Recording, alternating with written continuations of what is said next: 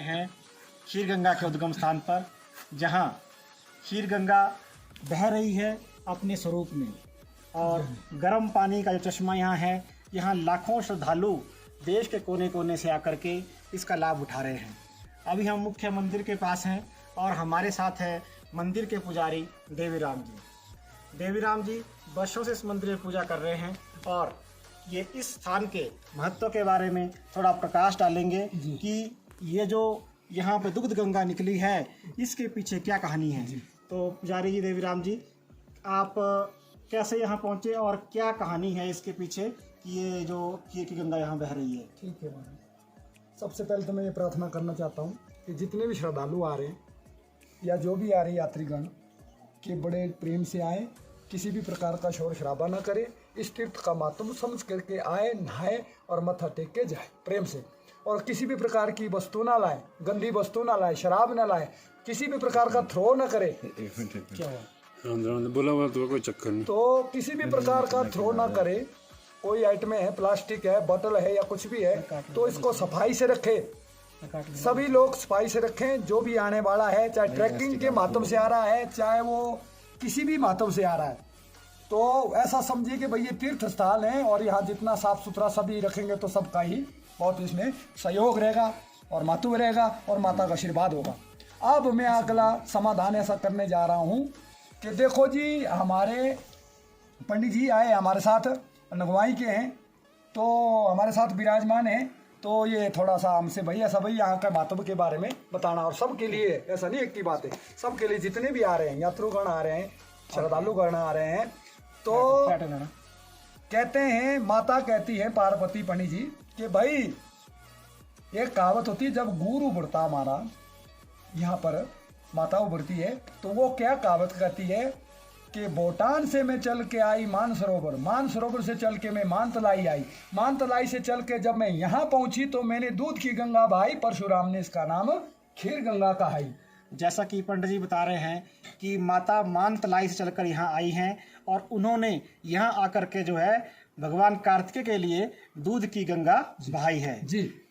तो अब इसका अर्थ ये हुआ कि जब भूटान से चल के आए थे चारों ही पुत्र, अज्ञाविद माता पिता के, वहाँ भूटान पर सबसे पहले बोला था पार्वती ने कि स्वामी जी अब इनका लक्ष्य पूरा हो गया, अब इनको अपना अपना स्थान ग्रहण दे दीजिए। उसने कहा आगे देखेंगे। तो आगे जब मानसरोवर पहुंचे तो वहाँ पर भी यही सवाल मिला कि आगे देखेंगे। तो जब मानतलाई में पहुंचे, रिवर चल रहा है मानतलाई का, पार्वती का जो स्रोत है वो वहाँ से आ रहा, तो वहाँ पर भी पहुंचे कि स्वामी जी अच्छी जगह है, तो यहाँ पर भी जो है इनका कल्याण कर दीजिए। कि नहीं आगे देखेंगे। जब यहाँ पर पहुंची माता तो तब अड़ गई माता पार्वती कि भाई स्वामी जी आपने बहुत आगे आगे धक्का लगा दिया, अब यहाँ पर फैसला हो के रहेगा, अब नहीं मैं हिलूंगी।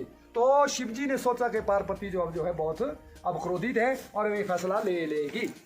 तो कहा ठीक है भाई पार्वती आपकी आगे हम मानते हैं, जाओ दोनों बच्चों को बुलाओ।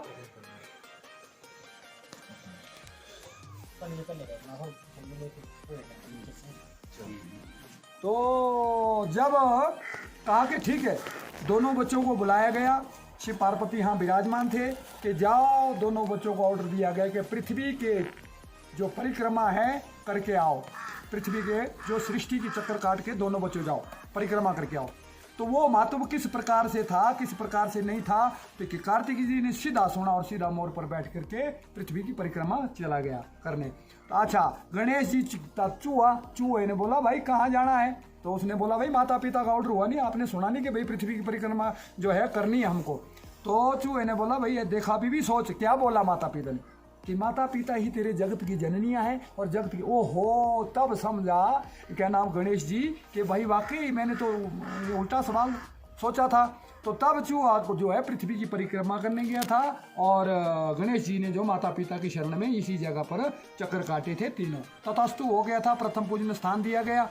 ऐसा यहाँ पर की स्टोरी जो बात माता बताती है या करती है कि मेरा तपस्वी स्थल है, मैंने जो लड़कियों का ऐसा ऐसा जो है किया है, तो इस बात से हमने भी सुना है कि माता से सुना है, माता के मुख से सुना है, वही हम सुना रहे हैं। तो चला गए। जब वापसी पर आए पूर्वी दिशा से, तो पूर्वी दिशा से चूहा 2 कदम आगे था, तो उसने पहले बोल रखा था कि भाई 2 कदम आगे होऊंगा मैं, तो आपने ऐसा करना है कि फट से अपने चक्कर काट देने तीनों माता पिता के शरण में। तो वैसा ही जो है उन्होंने जो है पृथ्वी के चक्कर काटने से जो है मतलब माता पिता के चक्कर काट दिए और ततस्तु हो गए और प्रथम पूजन स्थान दिया गया गणेश जी को। जब गणेश जी को प्रथम पूजन स्थान दिया गया तो कार्तिक जब उतरे तो गुस्से हो गए, क्रोधित हो गए कि भाई साहब को यहीं बिठा दिया और मेरे को जो है पृथ्वी की परिक्रमा करने के लिए भेज दिया। वो उसके मन में बहम पड़ गया। तो बहम इतना पड़ गया कि क्रोधित भी होकर के उसको जो है मतलब भाई वो नहीं मानने वाला हो गया, बिल्कुल नहीं मानेगा। अच्छा नहीं मानेगा तो माता पिता बोले भाई बच्चा आपकी सफल रही तपस्या, क्या है क्या नहीं है, जो परिक्रमा की आपने अच्छी रही कि नहीं रही। तो उस प्रकार से जो है फिर उसने कहा जी मैं माता पिता एक ऐसा स्थान ढूंढूंगा जिसमें आपको बंटवारे करने की जरूरत नहीं और मैं जो है कहीं ऐसा एकांत बैठूंगा जो मैं मिलने नहीं आऊँगा। तो पार्वती बोले स्वामी जी अब बच्चा जा रहा है और रूठ के जा रहा है और इसलिए इसको मनाना होगा। बोले जी ये तो नहीं मानने वाला। तो शिव जी ने बोला ठीक है इसके लिए कोई उपाय ढूंढेंगे हम तीनों में शर्त। गणेश जी तो चला गए, रिद्धि सिद्धि पूर्वक कर दिया उनको। अच्छा जब उसको बुलाया भाई कार्तिकेय मत जाइए, एक शर्त मानोगे आप? शिव और पार्वती बोले ठीक है जी बोलिए माता पिता कि हम तीनों को 11-11 हज़ार साल की सजा मतलब तपस्या करनी पड़ेगी, क्या मंजूर है आपके लिए? तब उसके बाद फैसला होगा। बोले ठीक है जी। जब ठीक बोला तो भाई ठीक है जी आपके लिए ये स्थान दिया गया और हमारे लिए जो है ऊपर का स्थान दिया गया। तो क्या नाम मंतलाई का और श्रीखंड का, शिव ने श्रीखंड की, माता पार्वती मंतलाई में की और कार्तिक को ये स्थान दे दिया। तो फिर कहा पार्वती ने कि स्वामी जी बच्चा यहाँ पर खाएगा पिएगा क्या, अकेला रहेगा, हम तो मिलने नहीं आएंगे, अकेले रहेंगे सारे, 11,000 साल के बाद मिलेंगे। तो क्या कहने लगा कोई नहीं घास पत्ती खा लेगा। बंद कर दिया खाना खोना, कुछ नहीं दिया। फिर जो है माता पार्वती ने कहते हैं त्रिशूल से मार करके अपनी शक्ति द्वारा दूध की गंगा बहा।